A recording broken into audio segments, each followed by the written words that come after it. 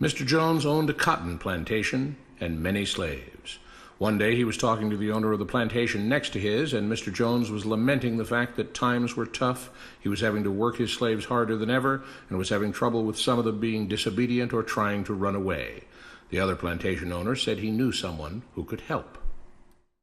Day 1. One day Mr. Jones called his slaves together so a man named Mr. Smith could talk to them. Before beginning, Mr. Smith whispered to Mr. Jones, "Whatever I say, do not contradict me or interfere, and I promise you your slave troubles will end."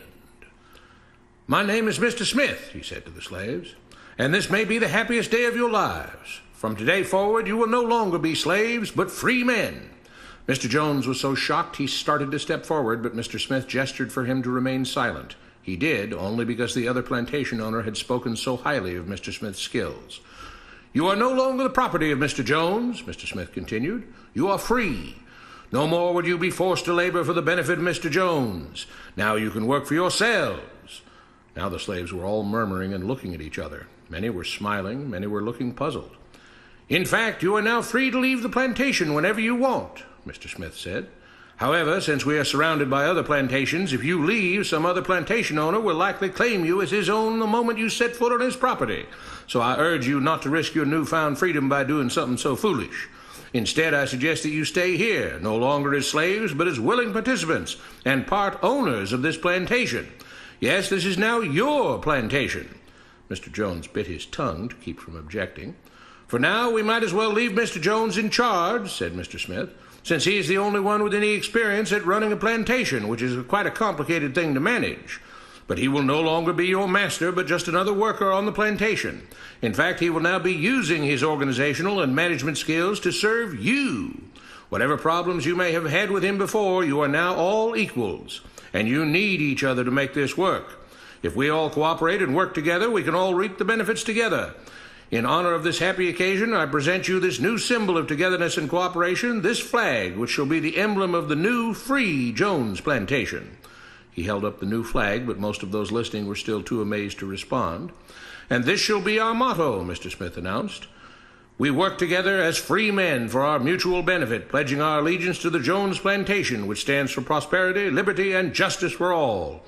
To celebrate, everyone has the rest of the day off.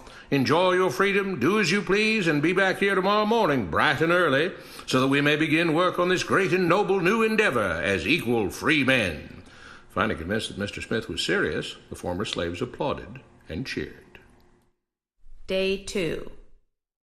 "We all want this plantation to do well," Mr. Smith said at the beginning of the next meeting, "so we can all share in the benefits. We all know that it takes a lot of effort to make a cotton plantation work. Just because you're all free doesn't mean you can stop working. In fact, since you're now working for yourselves, I expect you to work even harder than ever before, but now with pride and joy, knowing that you're working for yourselves. Of course, there still have to be rules. If everyone just does whatever he wants, the plantation won't produce anything. This experiment will fail, and we'll all starve. You should be thankful that Mr. Jones has agreed to stay on to lend his knowledge and skills to this endeavor, and I trust you will all do your own part to make this work. Several of you have been chosen to act as project supervisors to manage different aspects of the operation, to make sure everyone is doing his assigned job, to make sure that the rules are followed, and so on. The rest of you may head out to the fields to start your first day of work as free men." Day 3. The next morning, Mr. Smith had a grim expression on his face as the daily meeting began. "I have an unpleasant duty to do today," he said. "Yesterday, Charles was caught keeping some of the cotton he picked, presumably to sell for his own personal profit. That is against the rules. That is stealing. For that, Charles must be punished." 2 men tied Charles to the whipping post. "I take no joy in this," Mr. Smith continued, "but you must understand, if we do not maintain order, if we do not have rules that we all abide by, then the plantation will fail, and we will all suffer." The whip cracked against Charles' back. "But if we all pitch in for the common good, then we can all prosper. Being free doesn't mean you should be selfish and greedy.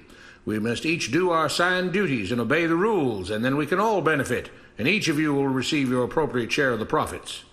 A young man named Samuel stepped forward. "But if you and Mr. Jones decide the rules and whip us if we disobey, how is that any different from what we had before?" "How can you say that?" Mr. Smith asked. "I'm shocked. You were a slave before, and now you're free. Things still need to be managed and organized by those best qualified to do so. Do you know how to run a plantation, Samuel?" "Well, no," he answered. "But if we're free, why do we get no say in what the rules are and how things work?" "I'm surprised at your ingratitude," Mr. Smith answered. "None of you know how a plantation is run, so you're in no position to be making decisions about how things are done here. You don't seem to appreciate all the things that Mr. Jones provides for you, from protecting you from all the outside threats that you know nothing about, those who would come here, capture and enslave you if not for Mr. Jones' protection, to making sure that you all have food and housing, tools to work with, that you're cared for when sick and injured, and so on. There wouldn't be a plantation at all, no cotton to pick, no land to plant and harvest, if not for him. You should be grateful that he's made possible the level of comfort you now have. Your lives would be far worse if not for him. Nevertheless, as free and equal participants in this endeavor, from now on at each meeting, any worker may have 2 minutes to ask questions or voice suggestions or complaints." With that, the workers all seemed satisfied and headed out again to the fields to pick the cotton. Day 4. "I have a big announcement," Mr. Smith said as the daily meeting began. "Mr. Jones' cousin is here, and not just to visit and see how our project is coming along. It has been decided that from now on you will be deciding who will manage the plantation. Of course, this job can't be done by just anyone, but every 3 months we will have a special meeting at which all the workers will vote on whether we think Mr. Jones should run the plantation or whether we think his cousin, Mr. Johnson, should run the plantation. That means that ultimately you are in charge, because you will be deciding which man you want running things on your behalf. If you don't like the way things are being managed, you now have the power to change it." Amazed and pleased, the workers headed out again to the fields to pick the cotton. Days passed, months passed, a year passed, and the plantation continued to operate as before. Sometimes Mr. Jones was in charge, sometimes Mr. Johnson was in charge, but the day-to-day routine stayed exactly the same. The workers worked hard, long hours every day, and still had little to show for it. Every day the meeting would begin with them all reciting the Jones Plantation motto, "We work together as free men for our mutual benefit, pledging our allegiance to the Jones Plantation, which stands for prosperity, liberty, and justice for all." One day Mr. Smith announced, "Samuel is asked to say a few words this morning, and whatever the rest of us may think of his ideas and opinions, we are all free here, and that means we are all allowed to speak our minds. So, Samuel, you have 2 minutes. Begin." Samuel stepped forward, looking scared. "I was excited when all this started," he began, glancing nervously at Mr. Smith and Mr. Jones. "But don't you all see what's happened here? Nothing has changed. We're all still slaves." There were grumbles of disagreement from the crowd. "They tell us what to do and whip us if we don't. They still make all the rules and punish us if we disobey. They let us make suggestions and complain about things, but they never really change anything. They let us choose between Mr. Jones and Mr. Johnson, but what's the difference? The situation stays the same. We do all of the work and they take as much as they want and decide how much they'll let us keep. They live in luxury, made rich by the cotton we pick. We do all the work and have to build our own huts, grow our own food, and take care of ourselves. They leave us just enough that we don't revolt or run away. This is not freedom. We're all still slaves. They've only changed the words they use, but nothing else has changed. They say we're all free and equal, but we're not. They command and we obey. That's not freedom. That's not equality. They say we're free to leave, but all that means is that we're free to be someone else's slave. Why should we work or obey the rules? We didn't agree to this. They made the system. They forced it on us. They control and rob us and call it freedom. They've deceived you into thinking that being able to choose which slave master you'll work for is the same as being free. It's not. Open your eyes. If you keep what you produce, they call it stealing. When they take what you produce, they call it sharing and fair distribution. Can't you see that this is all? Your time is up, Samuel, Mr. Smith announced calmly. At his gesture, 2 supervisors grabbed Samuel by the arms and led him to the whipping post. I'm sorry, Samuel, but you've broken the rules. There are rules against encouraging others not to work and encouraging others to break the rules.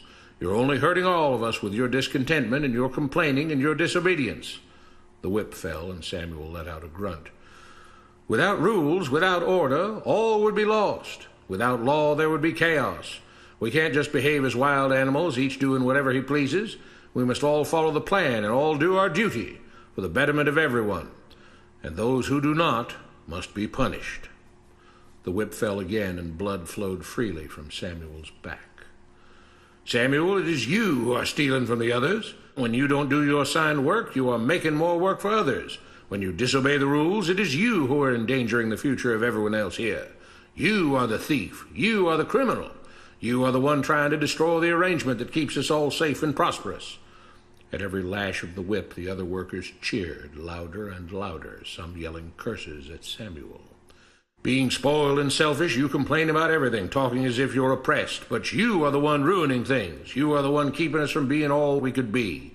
It is your greed and your rebelliousness that is hurting all of us. They all play by the rules, Mr. Smith said, gesturing at the others. What makes you think that you don't have to? You think you're above the law? There were loud yells of agreement as the whip fell again. We must maintain order, Mr. Smith proclaimed, to make this plantation great, to make it so that we can all be happy and prosperous. To have the society we want, there have to be rules. We all have to contribute our fair share to this great endeavor, and we cannot tolerate actions and attitudes that seek to undermine the amazing things that together as free men we have achieved and will continue to achieve. Mr. Jones was smiling as he gave Mr. Smith a pat on the back. The crowd was cheering so loudly that none of them had noticed that Samuel had died. What you have been taught about government and politics is no more accurate or reasonable than what Mr. Smith taught the slaves. If you're ready to look through the veil of rhetoric and propaganda to see the reality beneath, get a copy of The Most Dangerous Superstition. It will change the way you see the world.